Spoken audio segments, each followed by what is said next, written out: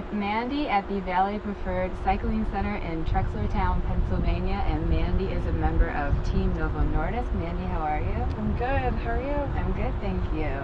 So you were diagnosed with type 1 diabetes at the age of 16. Can you tell us a little bit about that day you were diagnosed? Were you experiencing any symptoms that led you to go in?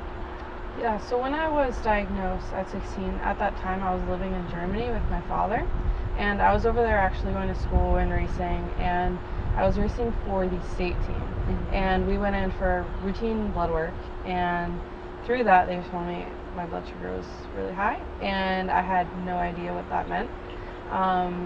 They hospitalized me for 2 weeks, and through that they just ran all these tests to make sure that all my organs and everything was still functioning properly, and so the news came out of that I did have type 1 diabetes, and it was kind of, then I was in denial because I thought it was something that maybe I did.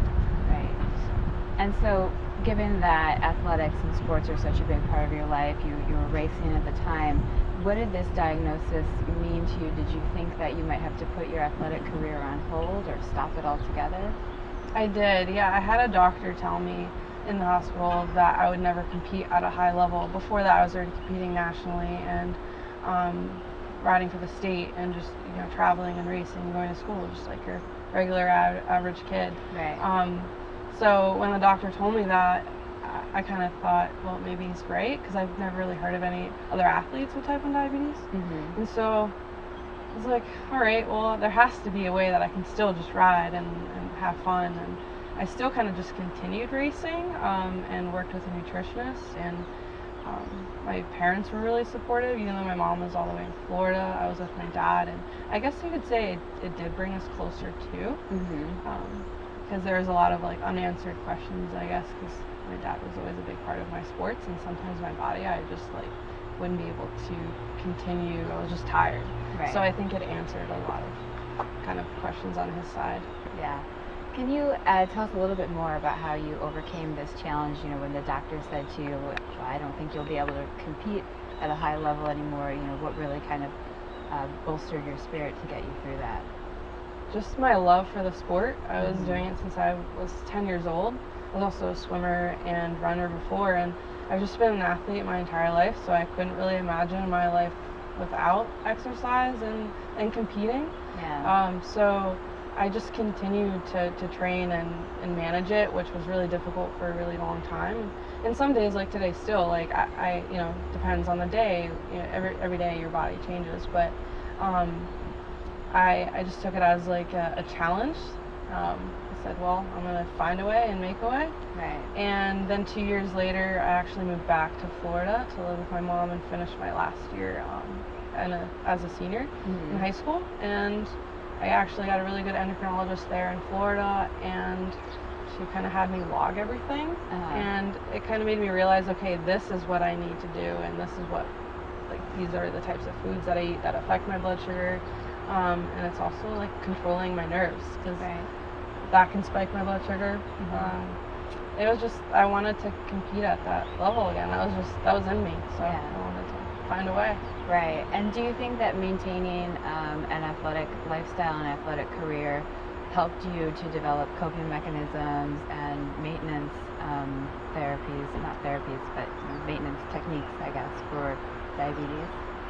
Yeah, I would say there was a number of things. So I found Team Novo Nordisk a couple years after I was diagnosed, and I was looking for a team, and it was just a perfect fit. So there's over 100 athletes with type 1 diabetes, and from 20 different countries. So that, it just struck me. We were smaller then, but we've just grown, and so getting to race alongside other athletes with type 1 diabetes kind of made me realize, this is possible. And through that, I was afraid to talk about my diagnosis, and I thought I was embarrassed. So getting the opportunity to race for them and actually going to anywhere from nursing homes to kindergarten, speaking to a variety of ages, kind of made me realize it's okay. They're impacting me and I'm impacting them, and we're changing how people look at diabetes. Yeah, I read your profile on teamnovonordisk.com, and I read that you said it was a difficult adjustment learning to live with diabetes, and especially in terms of your athletic career. Did you reach out to any athletes that had diabetes, or how did you educate yourself on the condition and how best to live with it? Yeah, that's a really good question. And even still today, I'm learning a lot from my team and my teammates. So it's just, you know, using the resources my team has provided and working with my endocrinologist, and even just myself, like through racing, there's trial and error. Mm-hmm. So what I do in training, I try to do in racing as well. Anything from, the foods I eat, also to just coping with the stress of travel, and working with a sports psychologist, just to kind of control those nerves and the doubt that as an athlete, that I have. But I just, it's the passion, that's why I started racing, that really brought me up here, and to race at this high level, and even just challenge myself what I can do with diabetes and inspire other people. Yeah, so speaking of inspiring other people, you may hear sometimes that someone will say, well, I was just diagnosed with diabetes or something else, and if they feel like they need to put their athletic career and goals on hold because of that, what's your message for people who may be thinking that? Absolutely never give up on your dream. I was in that position, so I'd say keep working at it, and keep kind of, everybody's different. Everybody despite if it's a condition or their diabetes, it's if you're willing to kind of go that extra mile to say, how am I going to find a way and make a way to make it possible. There's plenty of resources out there now today that will help you, get to that next step. And if you're struggling emotionally and physically, like, there's a resource and there's a platform of people that are always willing to help. And so that's why, Team Novo Nordisk is my platform, and I hope to, help other people as well. So with any type of condition, and impact young women too with type 1 diabetes, and that they're not held back from anything. Right. And so you've been with Team Novo Nordisk for about 7 years. How did you find the team and get involved? Yeah, that was kind of interesting, because I was at that time where I was looking for a team, and I just got back from Germany, and I was finishing up high school. There's a girl that I knew that raced in Florida.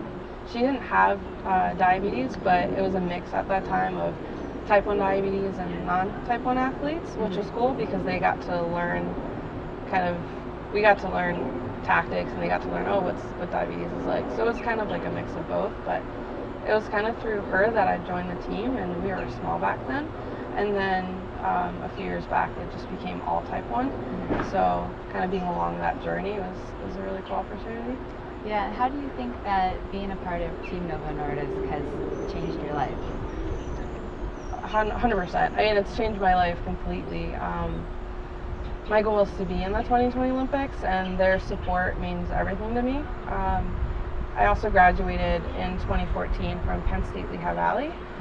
So kind of them supporting my journey with school and racing, and then really focusing on racing, means a ton. And the team is I'm just amazed, like, how big they've gotten, how much of an impact they've made, and what we're doing. And we're just racing our bikes. We love what we do, and we get to inspire the community and other people. So I'm very lucky and fortunate to be part of the team, and hope to race my bike as long as I can, and continue inspiring. Yeah, and athletics have been a huge part of your life, I think, for most of your life, if not all of it. You've had an interest in triathlons, and being involved in teams. So I think kind of going from sport to sport may be a little easier for you than it might be for someone who has not been super involved in athletics before. So if someone out there sees this and they're inspired to get on a team or even join Team Novo Nordisk, what would you say to them to kind of encourage them to pick up the bike? Athletics, you don't have to be an athlete totally to be involved in anything in the community. So I also coach collegiately, and there's a few athletes on the team that have no background in cycling. So my advice to them is, we have the resources, and it's providing those resources for them to get involved and ride the velodrome here. And so I just want them to have fun, and that's kind of what I say, is just have fun with whatever you're doing. And through that too, you're going to meet a community of people that have the same interests. And so that's kind of what I found with the cycling community, whether it's collegiately or at the elite level that I race at. And if they do want to get involved in racing, there's plenty of bike shops, club teams, and then through that too, they can reach out to Team Novo Nordisk on the website and apply, because they have lots of junior development camps. So they start now from juniors to the pro level. So there's like this pipeline that they can go through. So yeah, all the resources are there, and I always say just have fun with whatever you're doing. Yeah. So the mission of Team Novo Nordisk is to inspire, educate, and empower people affected by diabetes. How do you try to exemplify this mission in your life?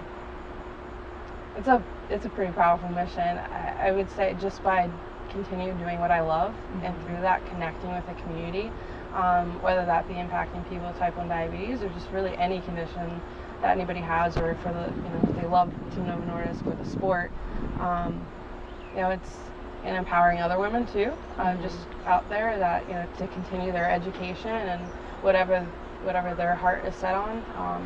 It's really broad, and I love racing, and my goal is to be in the 2020 Olympics. So hopefully through that, it's a platform to inspire other people.